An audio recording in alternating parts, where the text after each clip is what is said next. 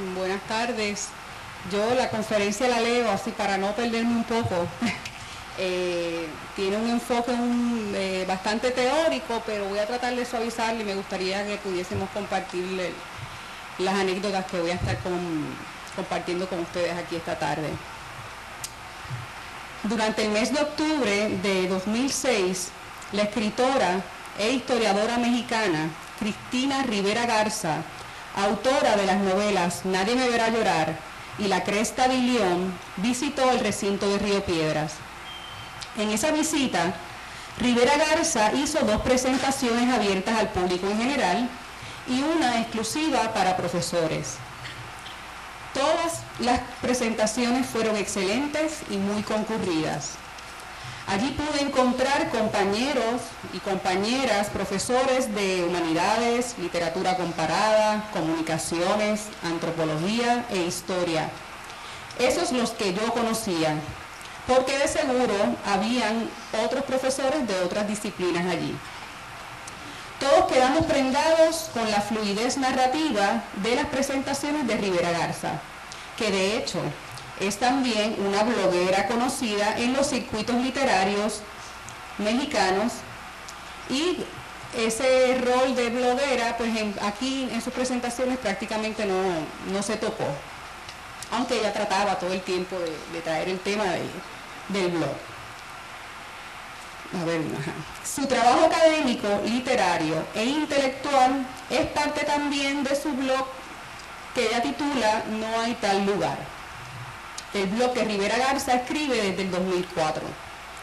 En las 3 conferencias de la autora, esta comentó su experiencia de escribir en las fronteras físicas y reales, como la de vivir fuera del Centro Cultural de México, que es el DF, el Centro Cultural de México, y fronteras no tan evidentemente tangibles como las de vivir la escritura desde un blog. Una generación completa de escritores mexicanos entra en lo que ella nombraba en sus presentaciones como escrituras fronterizas. Yo, fascinada con la exposición de Rivera Garza, desde la primera conferencia me dije, bueno, en algún momento alguien le preguntará o le pedirá que abunde sobre qué es eso de un blog, o al menos que indague en su ejercicio literario de ese tipo de plataforma, que, en fin, que supiéramos cómo era que ella escribía, aparte de escribir novelas que han ganado premios, en un blog. Ni una pregunta sobre el tema, ni un solo comentario. Todo giraba alrededor de sus novelas, artículos e investigaciones, todas en papel impreso. Cabe recalcar que la autora aludía a la escritura cibernética constantemente, aunque el silencio ante ese tema siempre era igual de absoluto. Durante la última conferencia, la cual le asigné a todos mis estudiantes, volví a pensar, bueno, ahora sí, puesto que esa conferencia se trataba específicamente sobre la escritura en la red. Para mi sorpresa, volvió a suceder lo mismo, solo que esta vez fue más evidente, pues Rivera Garza conversó exclusivamente sobre el desarrollo de su blog novela y de su blog No hay tal lugar. Al finalizar la conferencia, preguntas y comentarios de todo tipo, ninguna sobre el blog. Hasta que un estudiante rompió el hielo y le preguntó sobre por qué no habían comentarios en su blog. Ella contestó. Luego otro estudiante aprovechó para promocionar el blog colectivo que desarrollaban en el Seminario de Imagen y Cultura Digital. Yo, ya más aliviada entonces, hice una pregunta capciosa de cómo los profesores de su universidad percibían y trabajaban el tema de los blogs. Ella contestó aliviada elocuentemente y ahí se quedó el tema. El resto de las preguntas fuera del tema fue la mayoría, pero al menos 3 intervenciones me devolvieron la respiración. La mayoría de nuestro profesorado no entiende o no quiere entender qué ocurre en un ambiente virtual como el del blog. Es un fenómeno invisible para muchos, inservible para otros. Por eso hoy me uno a la labor del profesor por excelencia, Mario Núñez, para compartir con ustedes solo algunos de los maravillosos aprendizajes que se ejercitan a través de los blogs. Para elaborar estas anécdotas, utilizo 3 elementos claves en los estudios de la sociedad de la información y del desarrollo de las comunidades virtuales. que son los conceptos de identidad, colaboración y comunicación. El concepto de identidad que se ha elaborado en la última década en los estudios sobre el desarrollo de las comunidades virtuales es consistentemente descentralizador. Tanto el concepto de comunidad virtual como el de identidad online se enfrentan a un proceso acelerado de reconceptualización. Este congreso es un ejemplo de ello, porque los blogs se manifiestan y zarandean frente a nosotros como un abanico de posibilidades para el análisis y para el uso en el mejoramiento del proceso de aprendizaje-enseñanza. Los blogs forman parte de esa inmensa marea que es la vida en la red, donde se forjan formas culturales, maleables, diversas y mutantes. En esta presentación quisiera ofrecer algunas de mis experiencias alrededor de muchos blogs donde el aprendizaje es piedra angular. Creo que muchos blogs educativos o no en su intención poseen ese proceso de aprendizaje. Sobre todo pienso que desde Cáscara, mi blog, siempre soy yo la que más aprendo. Contamos con excelentes blogs puertorriqueños, diversos, educativos, incómodos, profundos, útiles y fugaces. Valorar el contenido de estos no es mi función, porque no creo en la censura. Como plantea Pekka Himanen en su libro La ética hacker, la actitud, el espíritu y la creatividad del hacker pueden encontrarse en otras esferas de la vida, entre artistas, artesanos, profesionales de la información, diseñadores, administradores, gerentes, trabajadores de los medios, cierro cita, y obviamente también maestros y profesores. Aquí quiero abundar un poquito sobre la diferencia entre el término hacker y cracker, porque comúnmente se piensa que el hacker es aquel que entra a los sistemas y los destruye, y eso es verdaderamente lo que se conoce como el cracker. El hacker en el desarrollo de software libre y en el desarrollo de todos estos sistemas es más bien aquella persona que tiene mucho entusiasmo y mucha creatividad para desarrollar conocimiento partido. Así que se desarrolló Linux y distintas plataformas y distintos software, programas de código abierto a través de este espíritu de colaboración entre distintos programadores. Hay un poco, siempre asociamos el hacker con lo que no es, cuando en realidad se están tratando de referir al cracker. En este caso el hacker es, como lo defino aquí, esa persona que tiene un espíritu de creatividad y de colaboración y que cree en contenidos abiertos y en que el conocimiento y la información es de todos, ¿no? Esa ética del trabajo que plantea Himanen, impregnada de ideas de libertad, creatividad colectiva, anonimato, reina entre los blogs. Por eso el aprendizaje en muchos de ellos es un dado. Los blogs nos ofrecen dudas y lugares para visitar y repensar.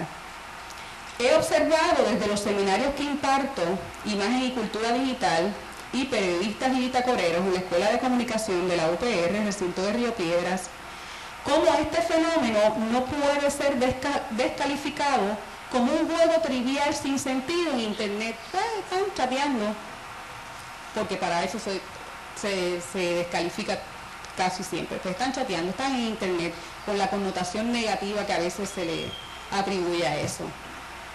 El anonimato en la red, como propone Brenda Dannett, se enmascara con el texto.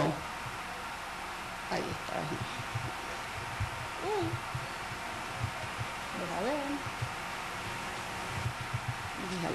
El anonimato en la red, como propone Brenda Dannett, se enmascara con el texto.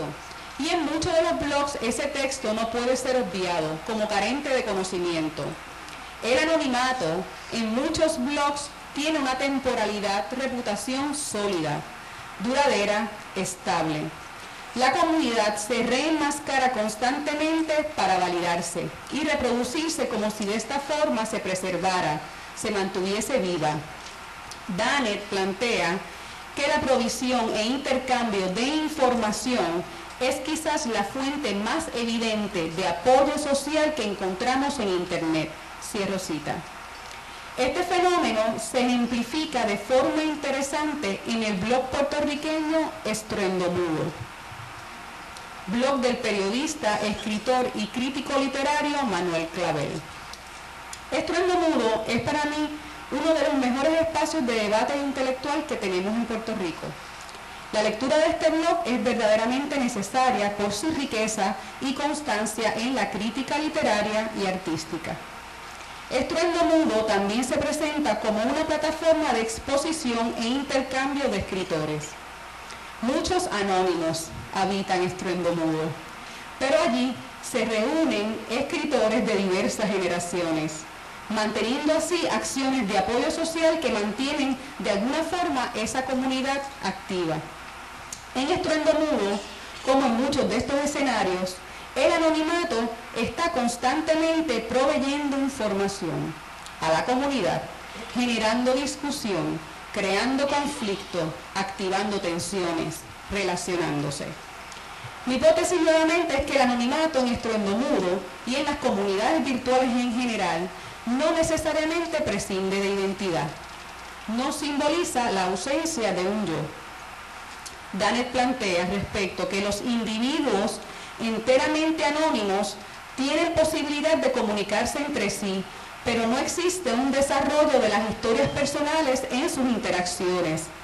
Entonces no es posible ningún tipo de reputación en un entorno enteramente anónimo, lo que motiva la mayoría de las cualidades que asociamos con la comunidad, desde el comportamiento cooperativo hasta la creatividad. Depende de la existencia de personalidades distintas y persistentes.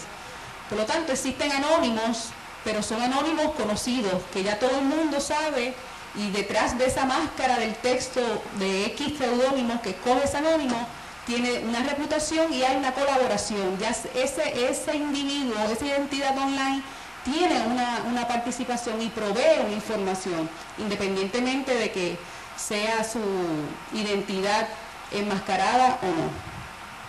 De igual forma, ese comportamiento se ejecuta en proyectos literarios como los microrrelatos desarrollados por Clavel en Estruendo Mudo. Microrrelatos son competencias literarias donde se convoca a distintos tipos de géneros literarios, cuento, poesía, prosa, y distintos escritores han participado de Latinoamérica y de España, proveen sus relatos, muchos de ellos con seudónimo. Hay un panel que escoge el autor del blog y se premia publicando la serie de los relatos. Se crea una competencia literaria dentro de este blog, totalmente gratis, solamente por miembros de la comunidad, lectores de Estruendo Mudo. La división o multiplicidad de identidades en estas comunidades virtuales son una condición ontológica de la cibercultura, o como Sherry Turkle llama, una condición que representa la crisis de identidad. Turkle discute el concepto del yo saturado de Yergin. Este era el de ahorita, este era el de Brenda Dannett, la bibliografía, la información sobre el texto, ¿no? Este es el de Sherry Turkle. Es una condición que representa la crisis de identidad en la que estamos viviendo. Turkle discute el concepto del yo saturado de Yergin, y desde ese planteamiento podemos ver la aplicabilidad de la multiplicidad de esta identidad anónima que muchas veces percibimos en los blogs. Y cito: la saturación social nos equipa con una multiplicidad de lenguajes incoherentes y no relacionados con el yo. Con nuestras relaciones dispersándose alrededor del mundo y nuestro conocimiento de otras culturas, relativizando nuestras actitudes y deprivándonos de cualquier norma, existimos en un estado continuo de construcción y reconstrucción. Es un mundo donde nada pasa sin que pueda ser negociado. Cada realidad del yo ofrece una forma reflexiva de cuestionamiento, ironía y últimamente un sondeo juguetón de que sí hay otra realidad. El anonimato en la red la mayor parte de las veces es imposible. Peter Collock plantea sobre la identidad y la colaboración que si las identidades no aparecen registradas en relación con unos usuarios concretos y no son estables a lo largo del tiempo, y si no hay un registro de estas actuaciones, las colaboraciones anteriores no se pueden mantener en un listado de colaboraciones. Cuando Peter Colon numera las motivaciones para la colaboración en la red, y que él dice que estas motivaciones por las que la gente colabora es la reciprocidad, la reputación, el prestigio, la eficacia, la necesidad y el apego. Podemos identificar en que cada una de estas, los mecanismos que de alguna forma hilvanan la identidad en muchas de estas interacciones en los blogs. No solo la identidad es necesaria para la colaboración, sino que su persistencia es la que estructura las relaciones de la comunidad. Todos esos mecanismos fascinantes de la identidad se pueden observar en la vida de los blogs. Estruendo Mudo, blog por primera vez premiado en el 2006 por el Overseas Press Club como el mejor medio de prensa en Internet, no se lo dieron a Andy, se lo dieron a un blog. Es en mi labor como profesora y estudiante un espacio de riqueza y conocimiento incalculable. Entonces, para mí el anonimato no debe invalidarse porque de muchas de estas identidades enmascaradas se desprenden y generan debates de gran contenido. Es así que muchas veces se manifiesta lo que conocemos como la inteligencia colectiva. Estruendo Mudo reúne en sus escritos y comentarios un pensamiento crítico, literario y un debate enriquecedor que definitivamente ejercita un proceso de aprendizaje importante. Entonces, ni el anonimato ni la intención del blog son elementos que descartan al aprendizaje como piedra angular de los mismos. Por otro lado, quisiera compartir otras dos experiencias que han sido enriquecedoras en mi haber educativo universitario. A la hora de discutir siempre la cultura digital, utilizo los planteamientos teóricos de Steve Woolgar llamados las 5 reglas de la virtualidad. El texto Sociedad Virtual es el resultado de un extenso proyecto de investigación que se realizó con decenas de investigadores de universidades del Reino Unido. La intención del proyecto era analizar una variedad de aspectos de la realidad británica relacionados con las tecnologías de la información y el conocimiento, principalmente con cuestiones sociales, políticas, históricas, económicas y legales. Determinado por una actitud escéptica, el texto conglomera una serie de posibles interrogantes a la hora de describir qué está pasando en nuestro presente con las tecnologías virtuales. Al título original del proyecto se le añadieron 2 grandes signos de interrogación, para así enfatizar en el escepticismo analítico. Las 5 reglas son 5 grandes temas analíticos, 5 resultados de toda esa serie de investigaciones que permiten posicionarnos a nosotros los investigadores y los académicos en un lugar teórico desde donde pensar los blogs. Las reglas se contradicen, se relacionan y se complementan. Ejemplifican la propia realidad a la que sirven, la realidad maleable y veloz de nuestra era digital. Por eso hay que observarlas no como dogmáticas, sino como ontológicas. Esto es lo que plantean las reglas. La regla número 1 plantea que la aceptación y utilización de las nuevas tecnologías depende de forma crucial del contexto social local. El contexto cultural es determinante en la recepción y utilización de las tecnologías electrónicas. Partir de la disparidad nos permite enfatizar en el contexto social. Siguen circulando estudios que presentan la extensa no utilización, pero también de Internet, porque se presume que se sigue utilizando Internet, pero también hay estudios que demuestran que hay sectores que están dejando de utilizar el Internet. ¿Cómo se relacionan los usuarios y los no usuarios de Internet? ¿Cómo elaborar un proyecto que logre esas interconexiones? El énfasis debería estar entonces en esos sentidos específicos del contexto. La regla número 2 plantea que los miedos y riesgos asociados con las nuevas tecnologías están distribuidos socialmente de forma desigual, igual que la tecnología misma. Como complemento de la primera regla, esta nos permite discernir entre los distintos discursos con los que se asocia la utopía de la globalización y o el fatalismo con el que observamos la brecha digital. Los discursos desde los extremos se nos muestran ya estropeados, mientras que las pequeñas contradicciones se proyectan como posibilidades. La regla número 3 plantea que las tecnologías virtuales son un complemento y no un sustituto de la actividad real. Lo virtual extiende, amplía lo real, no se opone a la realidad.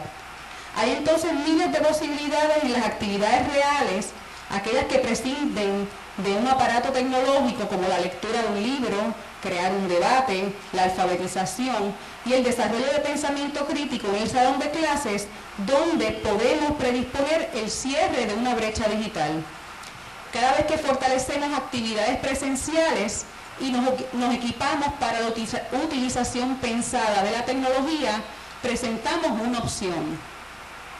La regla número 4 plantea que cuanto más virtual, más real.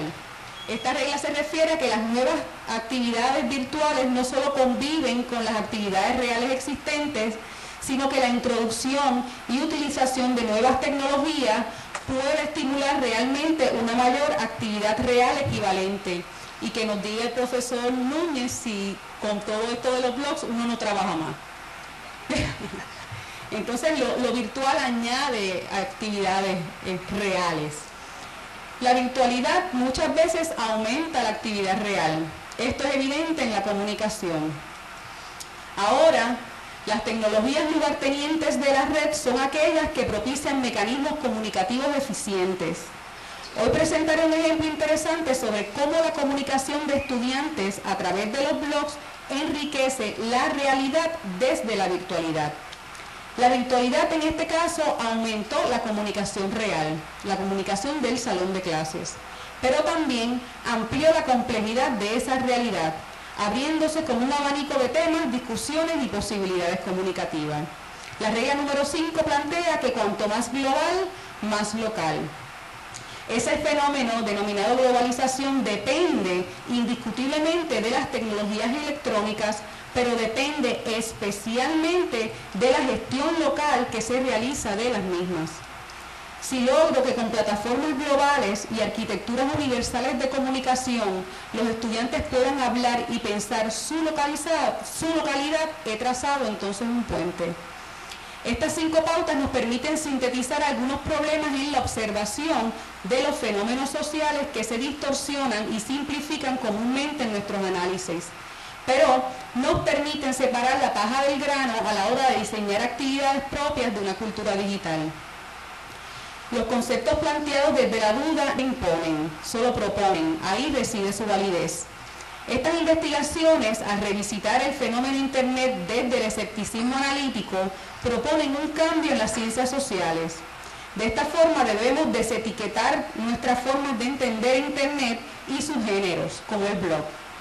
El blog es un objeto cultural donde las prácticas y los significados sociales no encajan necesariamente con una sola metodología. Con ese interés utilizo las reglas número 4 y 5 para dar 2 ejemplos prácticos de cómo se relacionan las distintas realidades de nuestra era digital. Estas reglas presuponen un encuentro de 2 conceptos opuestos. Lo virtual y lo real no se contradicen, al igual que lo global y lo local, sino que se continúan, se extienden. Esto me permite siempre concentrar en algunas interrogantes que supone Internet y desarrollar actividades que jugaran precisamente con esa ruptura. Ambos ejemplos son proyectos que realicé el semestre pasado como parte de los seminarios que imparto en la Escuela de Comunicación. Proyectos estudiantiles que inherentemente reconceptualizan este proceso de enseñanza y aprendizaje. Tomando la regla número 4, aquella que dicta que cuanto más virtual, más real como marco, les comparto un debate que se llevó a cabo en el seminario de periodismo y blogs. Para hablar de blogs, más que estudiarlos, tenía que armarme de uno, y así lo hice. Mi experiencia con Cáscara ha sido enriquecedora, pero no más aún ha sido la que he tenido leyendo los blogs de mis estudiantes. En fin, que desde la noche antes y tras los acontecimientos de la cancelación de la función de la apertura del teatro de la universidad, se desarrolló en el seminario una discusión online y offline sobre lo que allí aconteció. La virtualidad expandió los temas y estudiantes que justo se acababan de encontrar con la plataforma y la comunicación de un blog se apoderaron del mismo, dando cátedra de respeto, suspicacia y discusión pensada. Un tipo de comunicación que hace falta ver entre políticos, administradores y ejecutivos de este país. Nuevas posiciones y nuevas alternativas se perfilan en la vida offline y la comunicación en el aula se enriquece de la aparente frialdad y anarquía de la red. ¿Cómo comenzó todo? ¿Cómo comenzó la comunicación y el debate? En Tinta Digital, el blog de Eugenio Martínez, que con mucha alegría digo que fue uno de los presentadores, uno de los ponentes en la sesión de ayer del Congreso.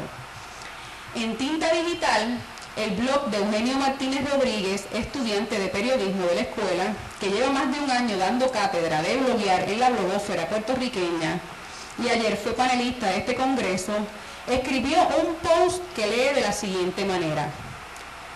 Su título dice: Háblame del teatro.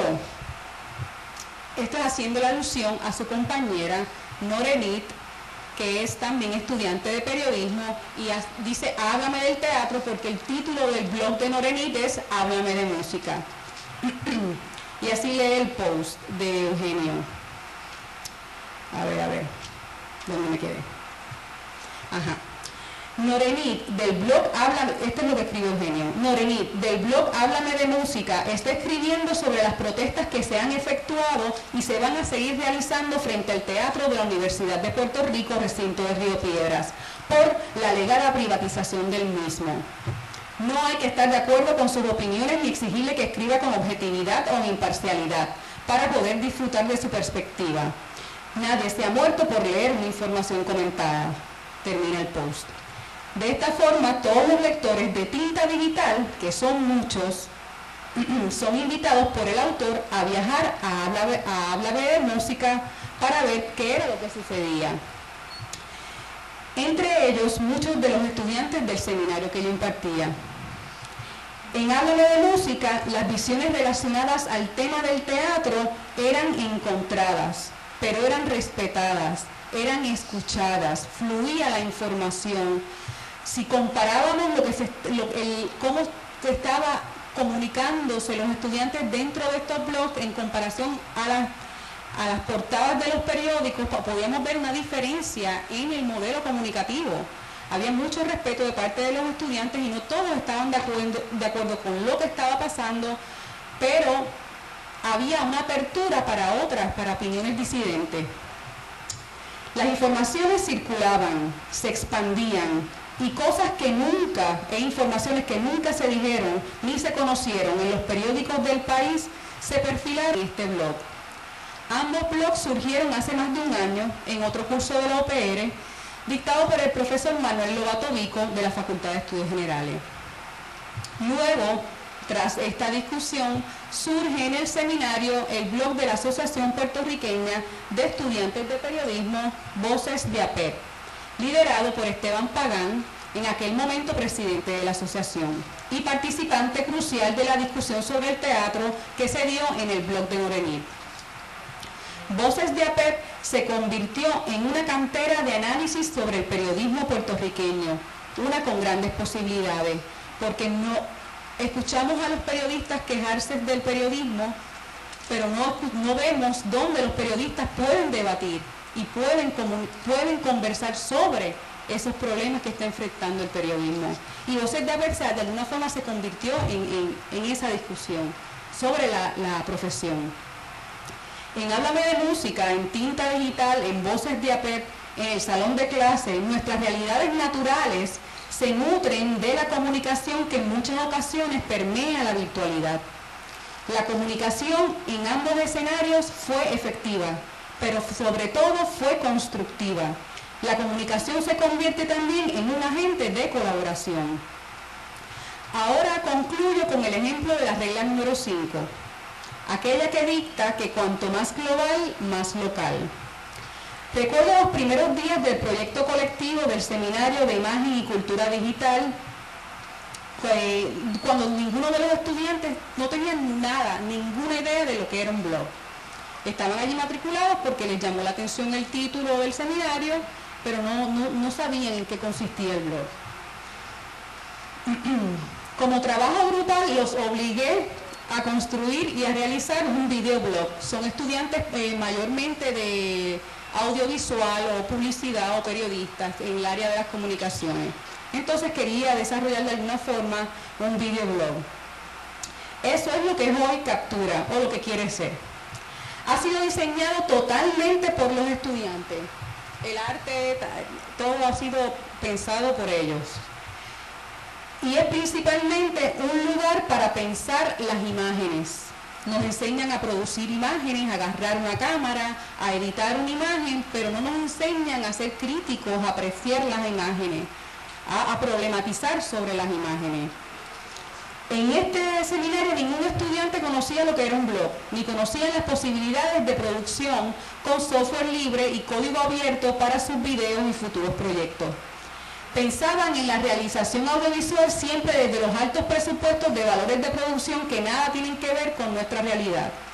Así que con Captura, en tiempo récord, montaron un espacio que ellos mismos describen de como, y cito, sede de imágenes que problematizan, videos que expresan las maneras de ver la vida y opiniones de usuarios que nos motivarán a desarrollar nuestro pensamiento crítico. En este espacio de plataforma gratuita y relativa sencillez técnica, los estudiantes presentan fotoensayos, producen videos para una plataforma global y sobre todo piensan, discuten e indagan sus propias imágenes, esas que les vienen de su contexto social local.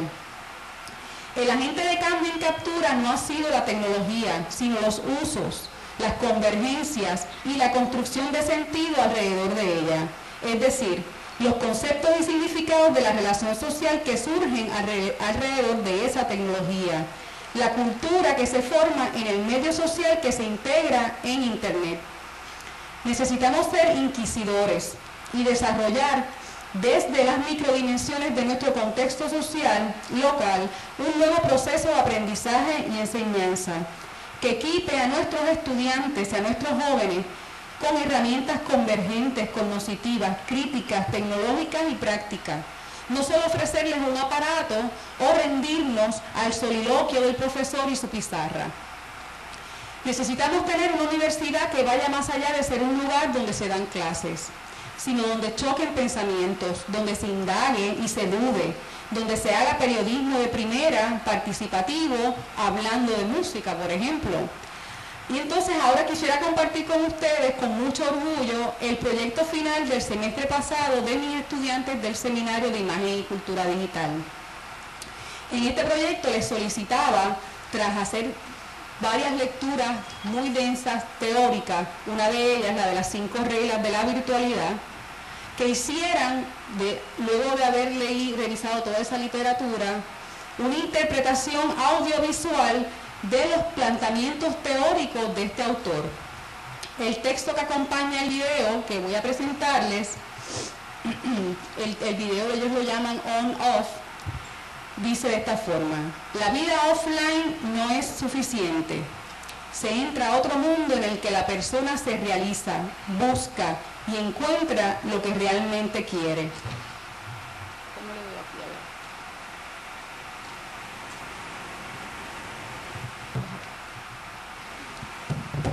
ver. Con el video concluía yo aquí, pero bueno.